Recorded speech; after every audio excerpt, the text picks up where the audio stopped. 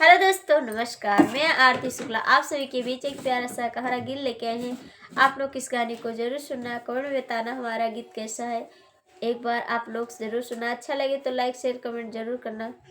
Please दोस्तों, मेरे channel को भी आप लोग सपोर्ट करिए।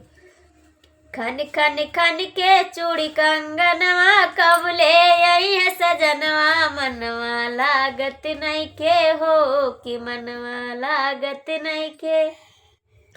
खन खन खन के चूड़ी कंगनवा, कब ले आई है सजनवा। मनवा लागत नहीं के हो कि मनवा लागत नहीं के।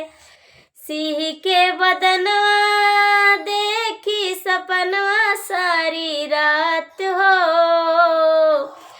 सिंह के बदनवा देखी सपनवा सारी रात हो।